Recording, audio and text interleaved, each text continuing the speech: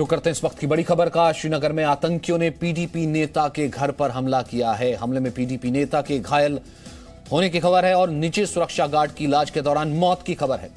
आतंकियों को पकड़ने के लिए पूरे इलाके की घेराबंदी कर दी गई है। सुरक्षा बलों का तलाशी अभियान भी जारी है। श्रीनगर के नाटीपोरा इलाके में आज सुबह आतंकियों ने पीडीपी नेता हाजी परवेज अहमद के घर पर हमला कर दिया, जिसमें उनका निजी सुरक्षा गार्ड घायल हो गया था, जिसकी इलाज के दौरान मौत हो गई है। हमले में घायल गार्ड की इलाज के दौरान मौत हो गई है। डीडीसी चुनाव के बीच ही आतंकी हमला हुआ है।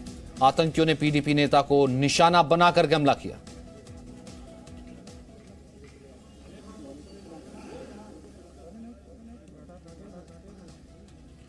आतंकी हमले के बाद पीडीपी नेता राउफ भट्ट ने केंद्र से सुरक्षा देने की मांग की। ये कुछ लोग आए थे, परवेज साहब पे हमला हुआ, तो इसकी जितनी भी मजम्मत की जाए वो कम है। तो गवर्नमेंट को चाहिए कि जितने भी यहाँ प्रोटेक्टेड पर्सन्स थे उनकी सिक्योरिटी इन लोगों ने विड्रॉ की है। ज़रूरत है कि इस बात को जो है नए सिरे से देखा जाए। इस तरह हलाकत में यहाँ के पॉलिटिकल लीडर्स को डालना सही नहीं है। इससे तो ऑलरेडी यहाँ की जमहूरियत जो है डिरेल हुई है। इससे ज़्यादा जो है पॉलिटिकल वर्कर खौफजदा हो रहा है। तो मैं समझता हूँ कि इस पे गवर्नमेंट ऑफ इंडिया को सीरियसली सोचना चाहिए। जितने भी यहाँ पॉलिटिकल वर्कर्स है, पॉलिटिकल लीडर्स है, उनकी सिक्योरिटी बड़ी अहम है। तो मैं ये समझता हूँ कि इस वाक़े की जितनी भी मजम्मत की जाए वो कम है। तो घर के अंदर आए खालिद इस वक्त हमारे साथ मौजूद हैं। खालिद, एक तो ये अपडेट चाहेंगे कि क्या ये खबर आई है कि निजी सुरक्षा गार्ड की इलाज के दौरान मौत हो गई है? पहले खबर थी कि वो घायल हुआ है, बुरे तरीके से घायल हुआ था। और दूसरी तरफ पीडीपी के नेता आप जरूर कह रहे हैं कि देखिए आतंकी हमला हुआ है और यहां पर मजम्मत की जानी चाहिए, लेकिन खुलकर तो अब भी कोई नहीं कुछ कह रहा आतंकियों के खिलाफ, क्योंकि अब तो वो खुद ही निशाने पर आ गए ना। आपसे पहले जब वो आम आदमी निशाने पर होता था और कहते थे कि सुरक्षा बलों का कोई काम नहीं। बिल्कुल सचिन, पहले मैं आपकी पहली सवाल का जवाब देता हूं। वो जो एसपीओ था, वो उनका जो पर्सनल सिक्योरिटी ऑफिसर था, वो शहीद हुआ है। उसने दम तोड़ दिया हॉस्पिटल में जब उसका इलाज चल रहा था, वो क्योंकि वो क्रिटिकली इंजर्ड हुआ था। और दूसरी बात, जब हमने परवेज अहमद जो खुद जिसको वो गार्ड कर रहा था उससे भी बात की, उसने भी यही दुहाई दी कि हमारी जो सुरक्षा थी वो विड्रॉ कर ली गई थी। मेरे पास 5 सुरक्षाकर्मी थे, घर पे सिक्योरिटी गार्ड थे। लेकिन सवाल ये है कि अगर वो ये लोग उनका समर्थन करते हैं और फिर बाद में सुरक्षा की भी मांग करते हैं, तो कहीं ना कहीं सवालिया निशान पर भी उठता है।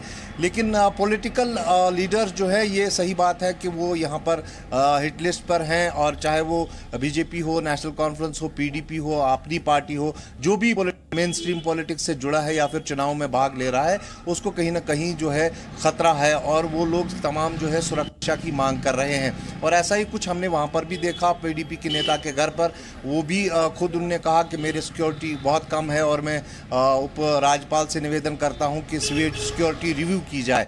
लेकिन पुलिस का तत्व ये है कि हम सभी को ग्रास रूट लेवल पर सिक्योर नहीं कर पाएंगे, क्योंकि इतनी संख्या में अगर सिक्योरिटी डिप्लॉयमेंट जो है पॉलिटिकल वर्कर्स या अन्य जिनको थ्रेट है उनको दिया जाए तो शायद संख्या बहुत ज़्यादा होती है और उसको मेंटेन करना बहुत मुश्किल है। इसलिए कई ऐसे नेताओं को, छोटे नेता जो है उनको जो है सिक्योर्ड स्थानों पर रखा गया है। लेकिन जो कोई नेता वॉलंटरी अपने ही घर में रहता है वो अपनी रिस्क रहता है, कहीं ना कहीं ये भी बात है। लेकिन सरकार की तरफ से, खासकर सुरक्षा एजेंसियों की तरफ से कुछ होटल्स नोटिफाई किए गए हैं, कुछ प्लेसेस नोटिफाई किए गए हैं जहां पर अगर किसी को खतरा है तो उसको वहां पर रहने के लिए कहा जाता है, क्योंकि वो इलाका जो है पूरी तरह से गार्डेड होता है। वहाँ एंट्री एग्जिट जो है बाज़ाब्ता चेक होती है, चेकिंग होती है।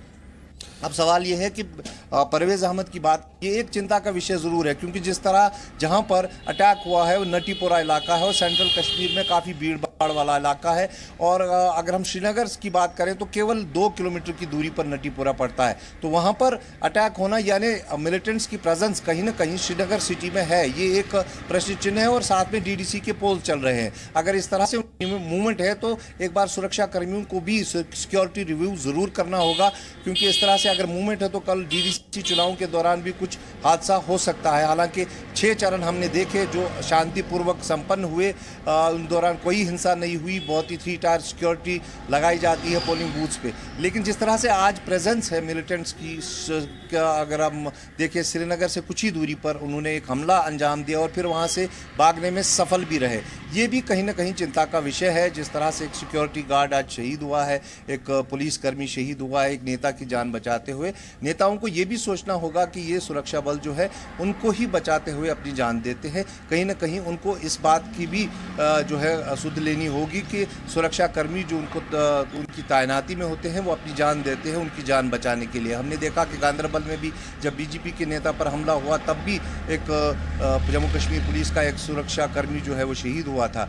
तो ये सब बातें देखकर ये है कि इसमें सिक्योरिटी रिव्यू की बहुत ज़्यादा ज़रूरत है। जहाँ पर संवेदनशील इलाके हैं वहाँ अगर पॉलिटिकल लीडर्स रहते हैं या तो उनको वहाँ से शिफ्ट करना चाहिए या फिर उन्हें वहाँ एडुकेट सिक्योरिटी देने की ज़रूरत है फिलहाल। लेकिन सिक्योरिटी की जरूरत, और दूसरा ये कि जब अब ये तो शेयर फ्रस्ट्रेशन है ना कि जब हम देख रहे हैं कि इतना ज़्यादा वोटिंग टर्नआउट हो रहा है और उसी को देख करके जो है आतंकी बौखलाए हुए हैं और लगातार वो उन पार्टियों को भी निशाना बना रहे हैं, वो पार्टियां जो कि इनका कहना कि सिंपैथाइजर बनती हैं।